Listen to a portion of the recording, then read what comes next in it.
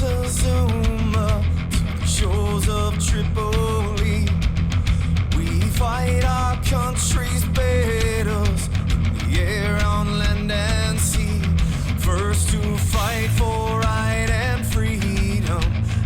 On this episode of Cigars and Sea Stories, Mike sits down with Marine turned comedian who's helping veterans heal through his comedy. Now, we're going to get into that for a little bit, and then we're going to share some sea stories here. Mr. Calahan Welsh is with me live in studio, which is kind of rare. Every once in a while, we do an in studio. He lives in the Raleigh area, reached out, and I'll let him tell his own story. But Calahan Welsh, fellow Marine, welcome to Cigars and Sea Stories. Gratitude, aloha, and first and foremost, thank you for your service. Yeah, this my privilege. And all the sisters and brothers that have came before us, take the time to say, I will serve our country. Thank you for giving me that opportunity to live in this country for free by the freedom that we appreciate. So, how many years did you serve in uniform? I served 8 years. I joined June 1st, 2004, and then got out June 9th, 2012. And that was my mother's birthday, and it was bittersweet to be able to come home because not many service members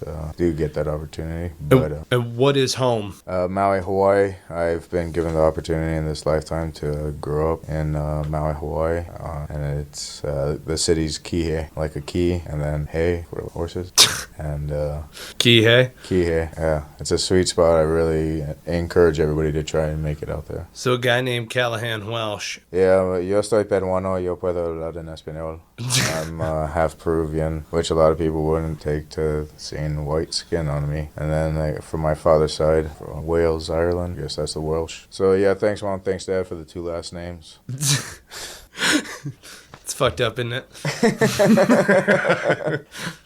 Weird. So it's kind of crazy. You're here now. You're in Raleigh. You reach out to me. Yeah, man. Your TED Talks inspired me. And I hope you do understand the gratitude that I can appreciate what you had to share. And a lot of us need guidance by fellow veterans, Marine veterans, former active duty Marine, who have been able to structure themselves so positively that they became ambitious to create a difference in our society. And that kind of energy does influence other human beings, strangers from across our nation that feel the same way, to still have a purpose of greater, just like the Marine Corps brainwashed us to think and know that we're USA's 911 force. We get called in, we go do the damn and fuck out. And also hats off again to the other branches, because I know everybody does their part. When I was in Iraq and I saw these 2 Coast Guardians out there, everybody fucking does their job when they get deployed. That's fucking game time. That's reality check. When they tell you you're deploying, it's fucking go time. I'll never forget when Charlie Company, First Sergeant Son, came out and told us, alright guys, we leave in 2 weeks. Everybody fucking set. Everybody got their balls. And I think there was nobody that raised their hand to say, I don't want to go. Everybody was there fucking 100% accountable. Yeah. And that was like just a reality check for me. For first time here, I fucking am going to war. Fuck's gonna happen. Right. So.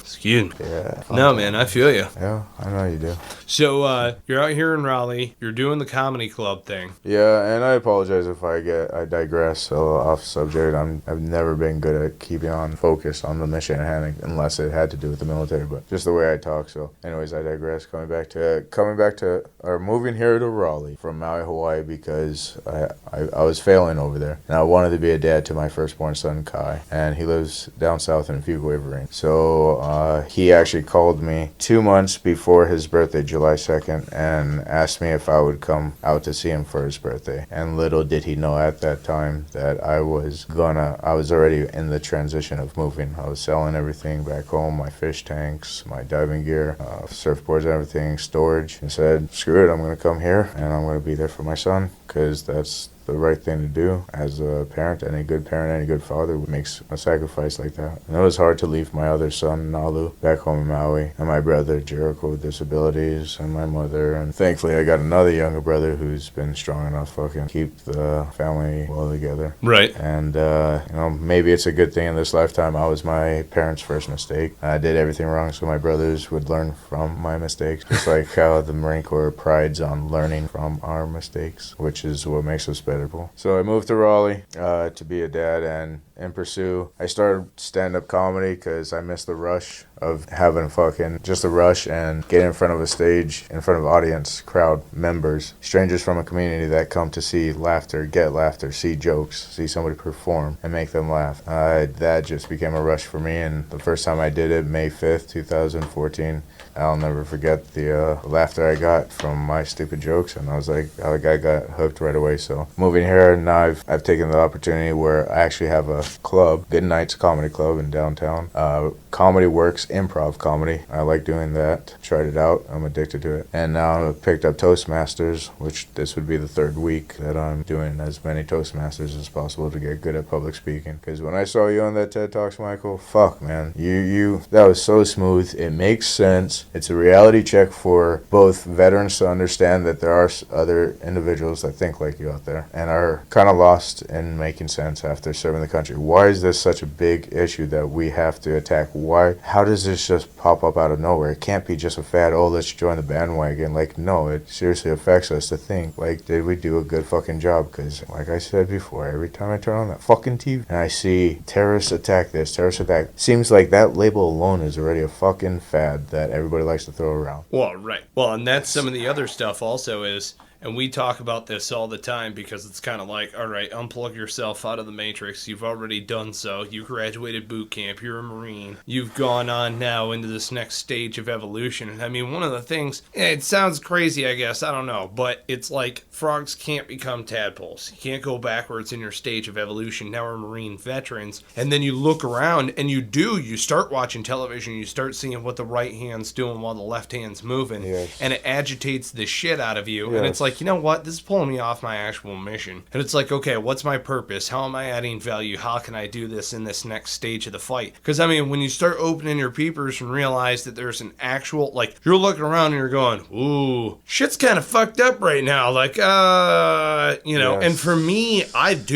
could sit here all day and I could ponder the why. And I'm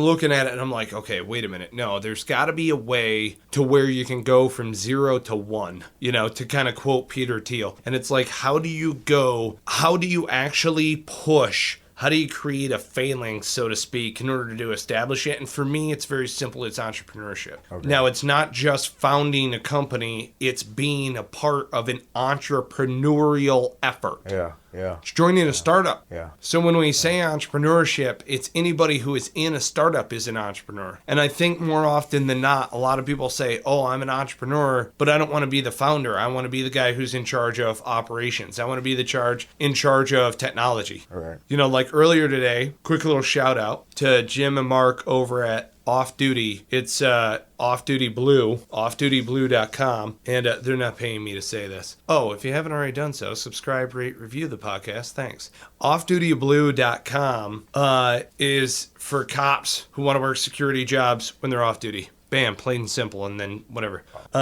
They saw a problem, they attacked it the exact same way, and it's a couple of Marine veterans who've created this application. It's crazy. You know what I mean? So there's this new, I don't like to call it a war because it's not really a war. It's a different battlefield. Okay. Within the same war. Okay. You know what I'm saying? So you're like looking at everything that's going on and you're like, okay, I could sit here and watch CNN all day. Or I could go and gain traction in this other battlefield and I want to be a part of a startup community because it's crazy fucking challenging. Yeah. Like, hey, you're, like an airplane just hit a bunch of fucking buildings and Manhattan. And then they're like, oh, well, I'm going to go kill all their families now, right? And then you walk into the recruiting office and you're like, I want to be a Marine, right? Because you're going to go to war, and frankly, I'm a little biased and I wanted to go with the best. And then when you come back, you're like, okay, what's the crazy challenge that, like, what is as batshit crazy as that? Like, you're going to be an entrepreneur? Are you out of your fucking mind? I'm like, great. That's what people told me all the way through high school. When I tried fucking enlisting when I was like 16, you know what I mean?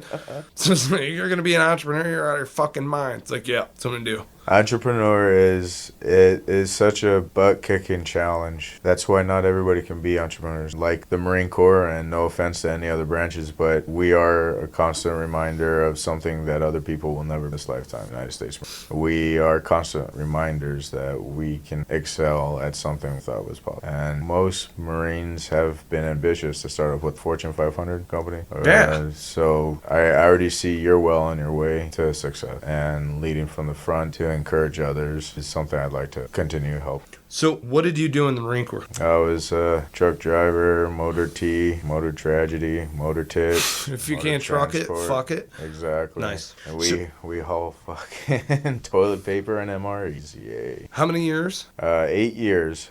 So let's see. I went to Fort Missouri, Fort Lost in the Woods, Fort Leonard Wood, Missouri, and to become a 3531, just a regular motor T Bubba that drives Humvees and MTVRs, 7-ton. You go to 31 school. It's a month and a half, and then you're off to the fleet. They asked for volunteers to progress to advanced driving, which was the LVS, Logistics Vehicle System, and I stayed for that. So an extra month and a half, cold as shit in December, and but gained all this knowledge on how to drive more. Be an advanced driver of the LVS and Dragon Master, and then got sent to Okinawa, Japan with Max 4, MCAS, Marine Air Command Squadron 4. On Camp Fatema, I used to do a lot of offloading from the C5s from the Air Force. They'd bring in the helos and have to transport the helos to their place and engines. And then one of the gunner sergeants from Camp Foster noticed that I was a 33 in the system, supposed to go to their place, so whatever, got lost in the transition and made it to the wrong unit.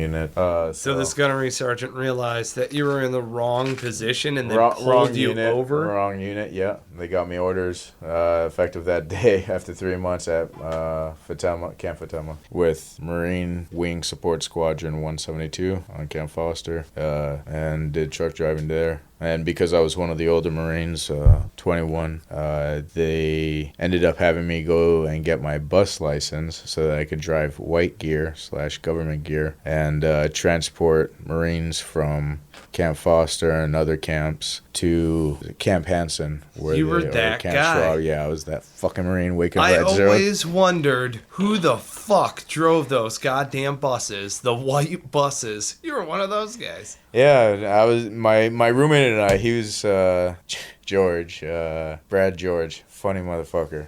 We were both born February 4th. He was just born a lot more years than me. He was the oldest one in our fucking platoon for, young guys. We always make fun of them and shit. Grand Old Lance Corporal of the Marine Corps. But he was my roommate. Cool ass dude. Funny as fuck. And we got along great for the 2 years that we were living there in the barracks. 222. So we used to wake up at fucking 2:30 in the morning, go get fucking chow, go down to the motor pool by ourselves, open up. We had the responsibility. Nobody gave a fuck. There were no staff NCOs that gave a shit because they knew corporals, if they needed to be down there, they'd be down. For dispatch, it was a chief, our dispatcher. It'd always be an NCO, but most of the time corporals. So corporals and fucking PFCs running the shit. We go get our fucking vans, or the buses, go to the armory and stand by to get the Marines to get their shit. Take them up to Camp Schwab or Camp Hansen where the shooting range is and let them get off the bus. And we just sleep there for fucking hours until we gotta pick them back up, and they get back on the bus and take them back home safe and sound.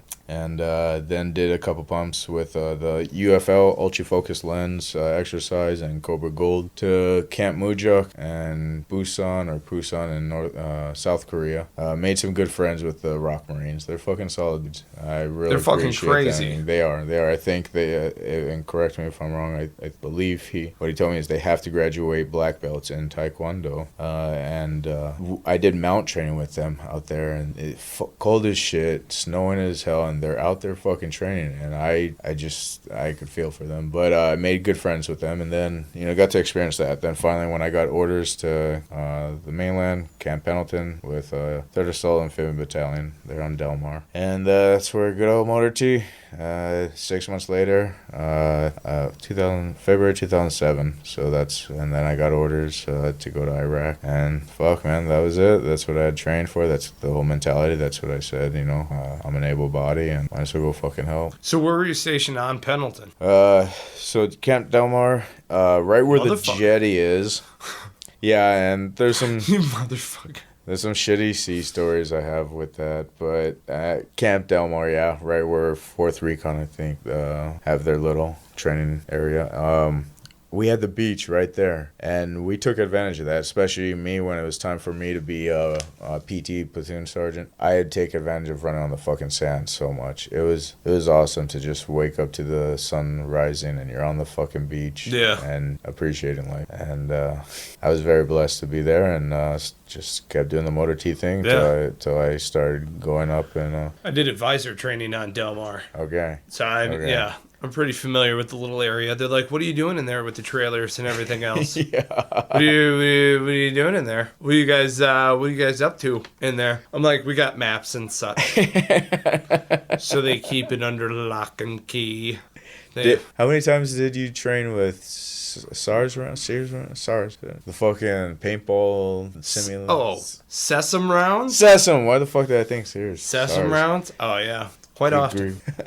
Sesame round. Yeah, dude. Yeah. Well, yeah. Okay. Dude, one time. Okay, so this was like the first. How do I put it? This is like the first fleet op where we were gonna go off base. Okay. And do something in the field. And we went down to March Air Force Base by Humvee from 29 Palms. Right. So yeah, if you drive through Belmont and all that wind pushing, okay. Right, brutal. Now, I will say this though. God bless those women who are just like, wow, just wham. I'm like, look at this set of knockers on that one. Women would do that. Oh my God. Women would do that. I didn't think they would, but whenever we did a fucking op and God bless them. Yeah. Thank you. If you're a woman and you're thinking about do it. Oh, what a fucking awesome. I don't care. I don't give a shit what you look like. More power to you. Let's go. Dude, if your belly button is square center in between those things, I don't care. Throw them out there. Good grief. Bless you, ladies. So, yeah, did that. And yeah. March Air Force Base, we're playing around with Sesame rounds. I shouldn't say that we're playing, we're training. We're training hardcore with Sesame rounds. Yeah. So it's the first time that we're actually training with Sesame rounds, and I go across the front window of this old, like, base housing house. Okay. Single family home, 3-bedroom, whatever. We're doing, like, breach and clear throughout blocks of these fucking buildings. And I move in front of the big picture window, and I don't know what the fuck I was thinking. Like, I just thought, I'm in a house. So, you know what I mean? Like, I'm totally fine. Like a fucking moron. If you're a civilian and you're listening to this and you have no idea what I'm talking about, like, we're laughing like idiots because that's a retarded thing to do. And, like, a wide open, no glass, nothing, and I just move right in front of it like, it's just so bad. And I feel like, whack, whack. Yeah. On either thigh, and I look down and I crash backwards, just kind of playing the part, whatever. Oh my God. And Doc rolls up and he looks at me, and I'll never forget this. It was Willis. He looks at me and he goes, if those were real bullets, I wouldn't be able to save you. And I'm like, oh my God. Which, okay, like, he was totally fucking with me. Okay, you know what I mean? Like, yeah, it would have hit my femoral arteries, but you guys could have thrown on some tourniquets or some shit like that. Dude, that was my first outside field op, whatever, and that stuck with me forever. Forever. Doc Willis. Oh my God. If you're listening, he remembers. I think it was yeah. I appreciate all the corpsmen that listen to this. I appreciate corpsmen. I do. Hell yes. Blue side and green side. Thank you guys. And just want to say this Marine respects the Army soldier, the Navy sailor, the Air Force airman, woman, and the Coast Guardian. Coast Guardian? Coast Guardian. Coast Guardian. Ian. Coast Guard sailor? Is that what They're are? sailors. They're sailors as well. Okay, yeah. I never knew that. Please forgive me for my ignorance. Thank you. I'm a member of the Coast Guardians. You're such a dick. But dude, I'm a Coast Guardian. My first 4 years, I wanted to get out and go Coast Guard. I think is a very honorable job. Oh, you wanted to be a Coast Guardian. You did a lot of research. Yeah. Dude, that movie fucking The Guardian with Ashton Kutcher, it fucking sold me. It was a good, well-planned recruiting movie. I wanted to go get out of the Marine Corps. I was done leading Marines, and I wanted to go Coast Guard and be a rescue diver. Be a Coast Guardian. Coast Guardian. So, Coast Guard ship, thank you all from this Marine. On the other side, as a veteran, this veteran appreciates the law enforcement officer that puts his life on the line every day here in our own home. The paramedics that put their life on the line to go and save others, and firefighters as well that put their life on the line. So thank you guys from this veteran. Because I don't think they get enough thankfulness from veterans. Like, I see we're praised a lot for going to war. War sucks, but it does whatever it needs to do if this is mankind's ultimate fucking way of settling shit. Yeah, and they have sea stories also. I'm sure that they have. Yeah, I just wanted to say thank you to, if anybody ever listens to this will probably, nobody will listen to this, that's fine, but it's it'll be cool just to send the energy out there that I'm thankful for them. If they need ideas for podcast names like Donuts and like Donuts and Stories, or like Stories of the Pole for fire. Wait, no, that's strippers. All right, so Stories on the Mustache, because they've all got like bitchin' mustaches, and you're like, that guy's in charge of something. All firefighters are found on calendars as well. Right, ripped 6-pack. They rub Kegels on that shit in the shower every morning. Shit. So yeah, I'm not sure where you want to head this, and you don't. What'd you do? Okay, so you're a motor transport, and motor T. You made me climb in the back with all my buddies, and then suck sand as you drove. Not my intent. As an operator, I did everything that I could actually to give people the most comfortable and safest ride possible. If it meant going slow, that I did that. I was willing to fucking yelled at for, hey, go fucking faster. Like, no, there's rules in place, because there's this incident in 29 Palms with Motor T. They didn't check their fucking bench assembly well enough for their gates, and the back gate open, and these 5 Marines fell to their death at 29 Palms. Wow. They're on their fucking way home, and the gate fucking open, and these fucking Marines KIA'd right there. Damn. And all these training accidents, like, they frustrate me. The 12 Marines, the 2 helos crashing into each other during the night ops. They're in Oahu, 3-4 months ago. That crushed me. And all this loss of fellow veterans crushes me, especially during training. It's like, now, you've done a lot of work as far as helping veterans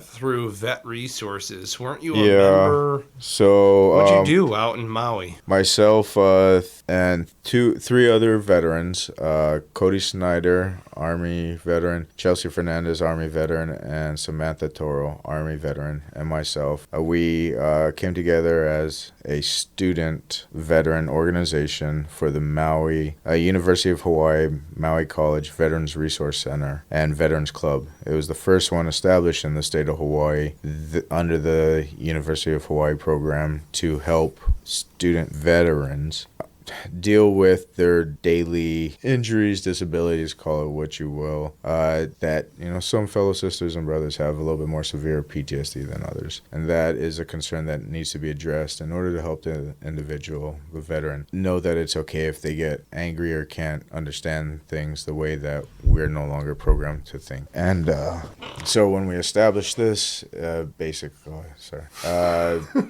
He's moving around his fucking chair. Good grief. Better not be ADD and shit. Right. So, how many ADD kids does it take to screw in a light bulb? Good question. Want to go ride a bike? Yeah. That'd be fun. Fucking. mountain bike riding. Anyways, back to the mission at hand. Focus on Veterans Resource Center. And it was cool. So we needed billets. Cody Snyder was the president. Chelsea Fernandez, smart with money, she was the treasurer. Samantha Toro was the vice president. And myself, I became the secretary slash, communications officer. I didn't like secretary because it sounded like I needed a skirt. So I wanted a communications officer. That's how I dressed myself. So we had our faculty advisors, Mr. Eris Banog, awesome guy, Army National Guard, and Damien Che, Navy sailor. He was a Marine first, and then he went and became a Navy sailor commander. So these two worked at University of Hawaii and said they're the brains behind it that said, hey, we need to help fellow veterans. And it was a concern to them, so they put flyers out. We came to the meetings, took the initiative, and came together and said, yeah, fuck it, we'll do it, and let's see how this runs. And we've been very effective in addressing and helping other veterans come to a one-stop shop, a Veterans Resource Center. Yeah, it's a one-stop shop to outsource the big heavy hitter companies that actually can do something, such as if you wanted a free gym membership, well, you can come to our resource center. We have the pamphlet that says call this number and they can do it for you. We can't pay for your membership at the place. So that's where I learned Catch a Lift Fund, the veteran organization that pays for 1 year of free gym membership for any veteran at any gym so that they can give back and enrich their lives through physical progress to stay physically healthy and prolong their life. I believe that's what we're trying to do, right? Live this life to the best we can for as long as we can. Yeah, we're like one giant long liberty. Okay. I mean, whatever you want. I mean, it is Cigars and Sea Stories after all. Yeah, okay.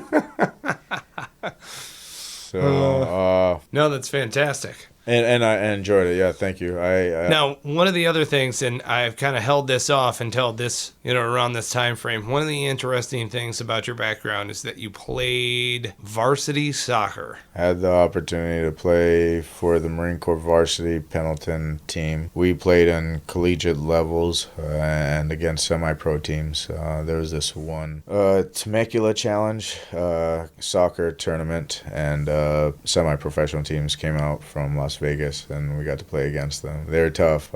We persevered, but thanks to communication, just awesome to play a sport that myself and many other individuals value and appreciate. Playing the sport, kicking a ball with your fucking legs, and but the sportsmanship and the hard work you put into your training to outperform the other individual for the entertainment of people that want to watch soccer. And but the hard work I put into it to show my skill set just propelled me to that opportunity to play for the Marine Corps varsity soccer team. Played soccer throughout the entire Marine Corps time, the 8 years. Made it on the Okinawa soccer Marine Corps soccer team. The Camp Pendleton beach soccer team, which is essentially the Marine Corps varsity soccer team.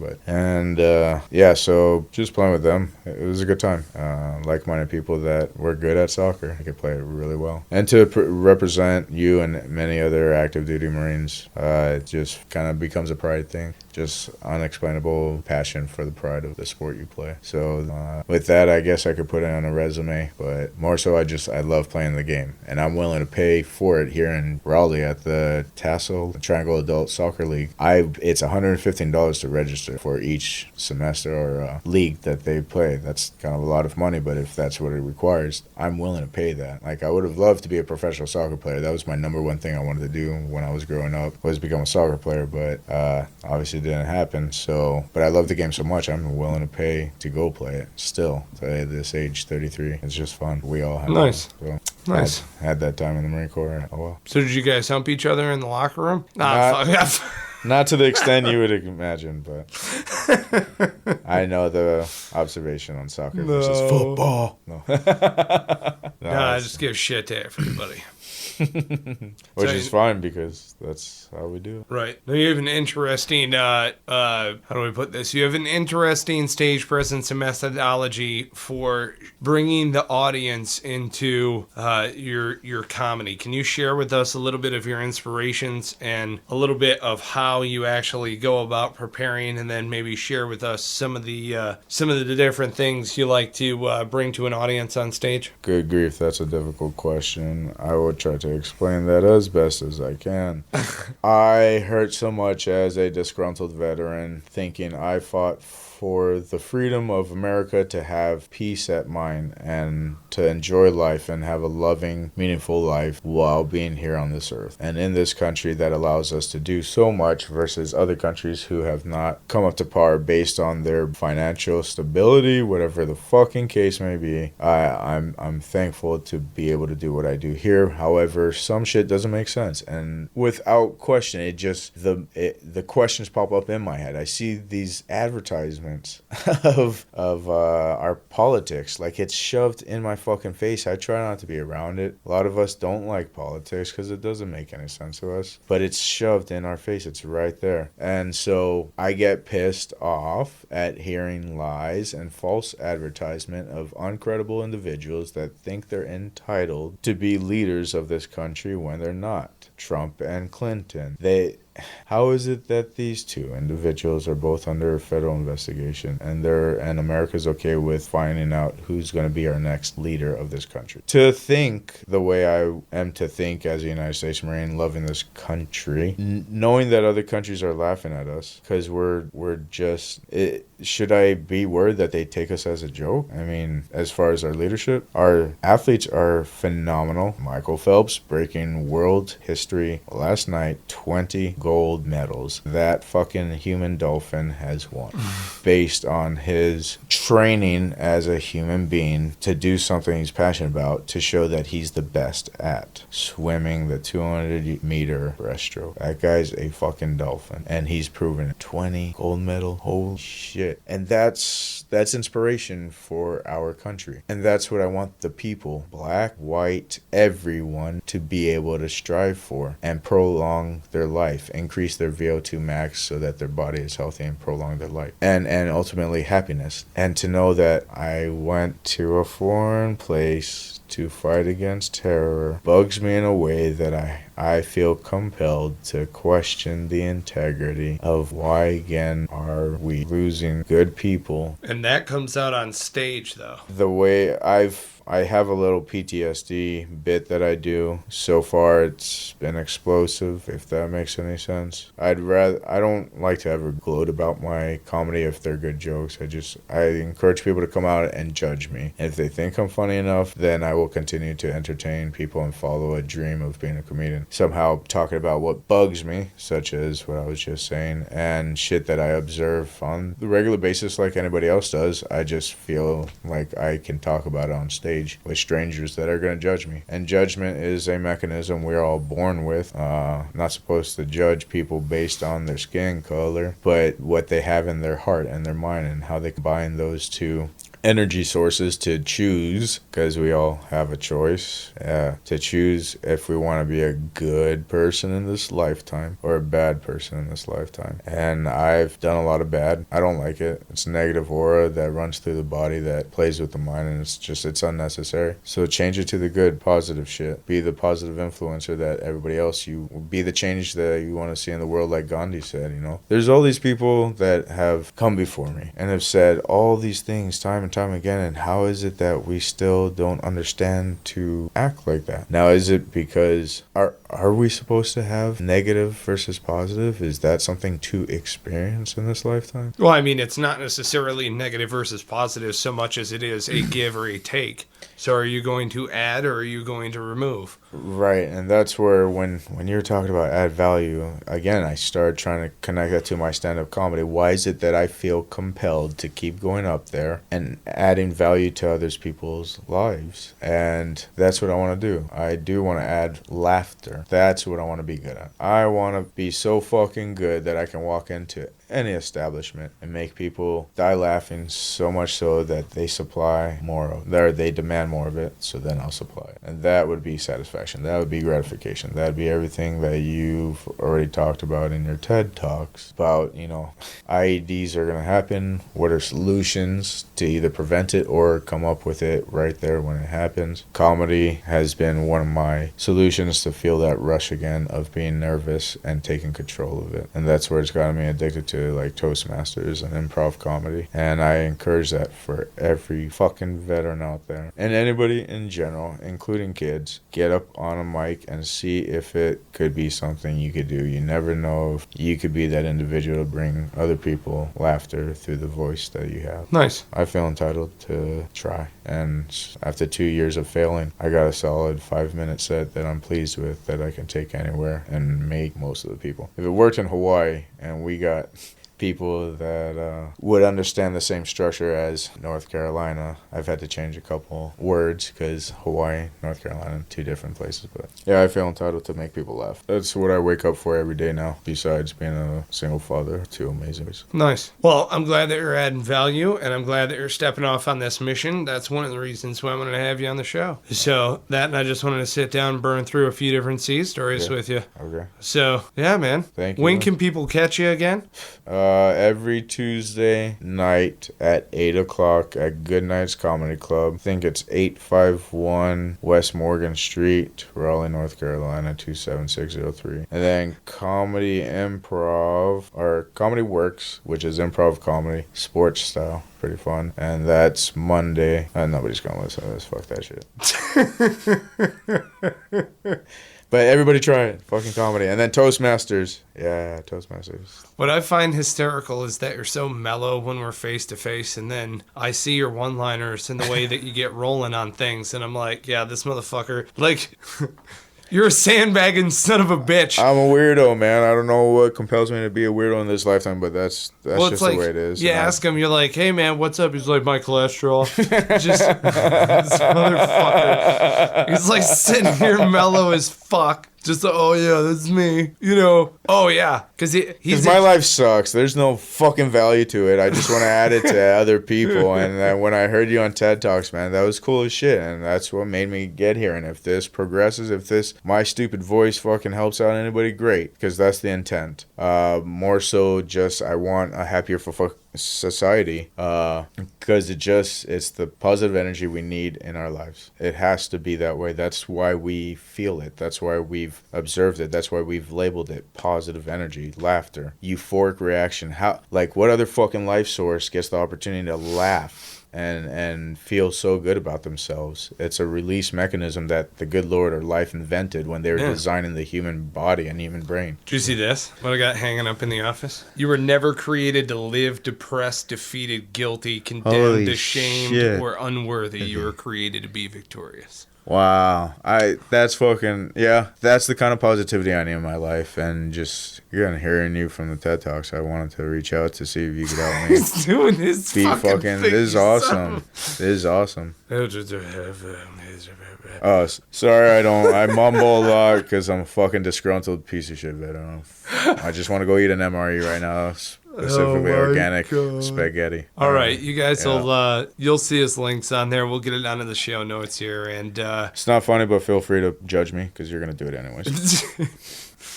God bless you. Semper Fi, always high. Rah.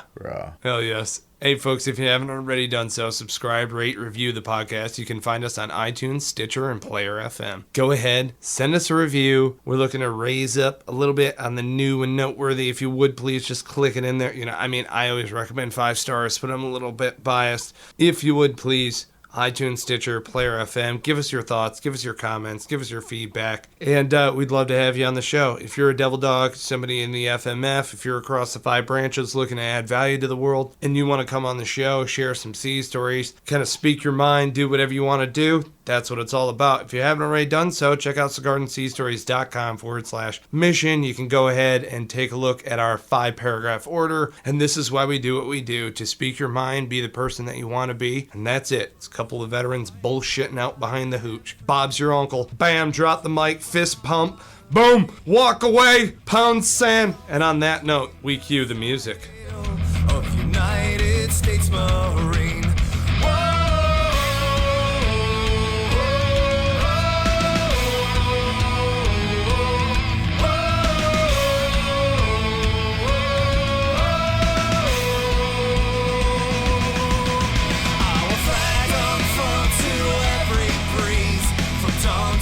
Setting sun.